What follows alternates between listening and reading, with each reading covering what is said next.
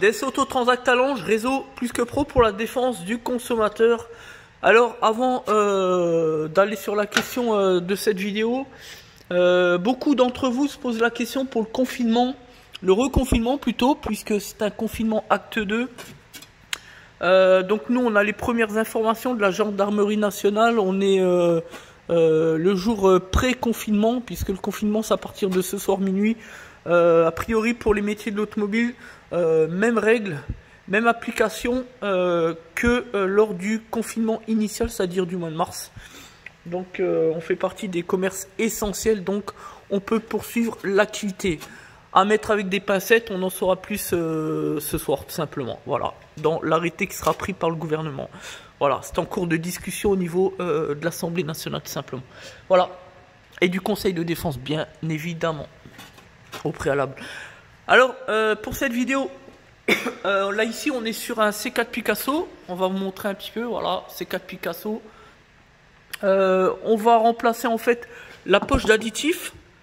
On va vous expliquer comment que, on va faire une démonstration, comment que ça fonctionne, comment ça se passe, qu'est-ce qu'il faut faire, etc.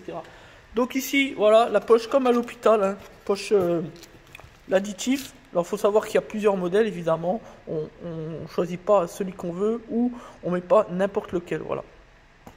Donc toujours en fonction des éléments de carte grise, etc. Voilà, donc une poche comme ça, une prestation comme ça coûte à peu près 200, je dirais entre 180 et 230 euros, tout compris avec la pose, le télécodage, etc. Donc dans un premier temps, on enlève le carter, le cache sous bassement, tout simplement, voilà, qui est positionné comme ça. On décroche ici les deux vis. On va sortir la partie basse du carter qui renferme tout simplement la poche d'additif. Ici vous avez la pompe sur le côté, voilà, avec le connecteur qui va bien, etc. qui permet d'envoyer l'additivation au niveau de filtre particules. Voilà. Donc le but de l'additivation c'est quoi? Tout simplement c'est d'apporter un élément supplémentaire pour le carburant, pour que tout simplement il y ait plus d'efficacité dans la stratégie FAP, c'est-à-dire au moment de la régénération forcée. On sait que la partie additivation rapporte à peu près dans la phase de régénération post-combustion, donc environ 100 à 150 degrés, ce qui permet de ramener la température dans le FAP au moment de la régénération à peu près 450-500 degrés. S'ensuit la post-injection par le blocage notamment, bon il y a tout un algorithme, mais notamment du doseur d'air et du blocage de la vanne GR. Ça c'est fait automatiquement par le calculateur en cours de procédure, ce qui permet de monter donc le FAP cette fois-ci jusqu'à donc les 600-650 degrés. Voilà, il y a tout un processus en plusieurs étapes, dont l'additivation, dont la post-injection, etc. Il y a plusieurs processus comme ça qui font que on va monter le FAP en pyrolyse à 650-700 degrés selon le système d'injection et selon le moteur, selon le type de véhicule. Voilà, simplement, voilà pour le petit cours sur la stratégie FAP. Donc, ce qu'on va faire là, pour déposer le carter, rien d'extraordinaire, on va vous montrer avec la lampe ici. Vous avez, et vous voyez, des petits... voilà, des petits clips, un coup de tournevis, un quart à gauche. Ici, il y en a 4 ou 5, 3 ou 4. Voilà, encore un là, voilà, il y a tout autour, voilà, il y en a 4 ou 5 tout autour du carter. On tient avec la main et tout simplement, on sort délicatement, on met en appui ici par exemple le petit chariot ici. Pour faire très attention, on déclipe la poche, on dégrafe la pompe ici sur le côté au-dessus. Toutes les petites connectiques, il y en a une ou deux si je ne me trompe pas. Et forcément les deux durites là, pour éviter de casser quoi que ce soit tout simplement. Et après on repose la poche dedans, en lieu et place, rien d'extraordinaire. Une fois que la poche est reposée, bien fixée, on remonte les carters évidemment. Au niveau mécanique, une fois que tout est bien mis en place, eh bien on prend l'outil de diagnostic. Le plus efficace évidemment c'est le fameux outil Diagbox Origin PSA pour faire le travail de télécodage. Lecture effacement défaut dans un premier temps dans la mémoire du calculateur d'injection.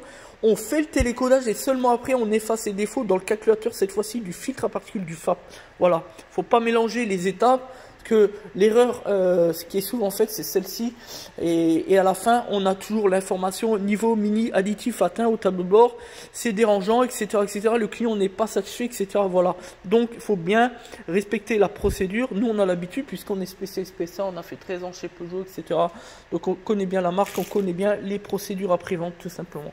Voilà, c'est la différence entre un professionnel et un bricoleur. Voilà, vous savez, ce monde de youtubeurs qui croient donner de l'information sur la mécanique, ils font croire qu'ils sont passionnés de l'automobile, de la mécanique, mais qu'en réalité, ils font juste de l'intox et de la désinformation. Leur objectif, c'est faire de l'argent sur le dos de leurs propres abonnés, de leurs lecteurs, puisqu'on le sait avec YouTube, pour 1000 vues, pardon, ben c'est 1 euro de reversé en remerciement de la publicité qu'on fait de la chaîne YouTube, tout simplement.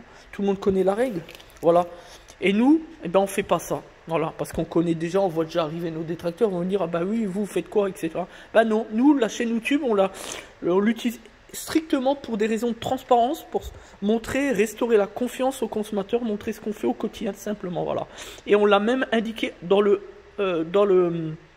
à propos sur notre chaîne YouTube pour aller voir. En aucun cas, on fera le moindre euro de bénéfice sur cette chaîne. En aucun cas. Tout simplement, on n'en dira pas plus. Voilà. Et ce serait une bonne chose que tous ceux qui sont youtubeurs font la même chose. J'y crois pas une seconde, franchement. Voilà la vérité. Voilà, donc maintenant, on va mettre sur pause. On va commencer à déposer. On va vous montrer l'environnement au niveau donc de la poche d'additif. C'est parti. Voilà, donc là, vous pouvez constater effectivement que la poche est complètement vide. Voilà, tout rincé. Voilà, donc ici, vous avez la pompe, pardon, avec les connecteurs, avec les durées de retour, etc. Et là, on peut voir, voilà, aisément. Donc elle est légère, on peut se permettre de la tenir comme ça. Vous voyez, elle est complètement vide. Donc là, on va simplement la désolidariser. Et puis on va remonter la nouvelle poche tout simplement. À bientôt, tout de suite, dans quelques instants. À tout de suite. Voilà, donc là on a repositionné, on a bien reclipté au niveau de la pompe, etc. On n'a plus qu'à rebrancher le connecteur et le retour. Voilà, au niveau de ici, d'en haut, voilà.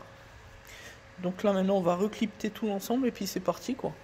Il n'y a plus qu'à faire le télécodage. Voilà, donc là elle est repositionnée, vous voyez, bien cliptée. Là on va bien nettoyer ici, un petit peu de résidus, etc. Puis il n'y a plus qu'à refixer la tôle ici. Ah, voilà, tout refixer quoi, voilà. Et puis ensuite retélécoder, c'est parti.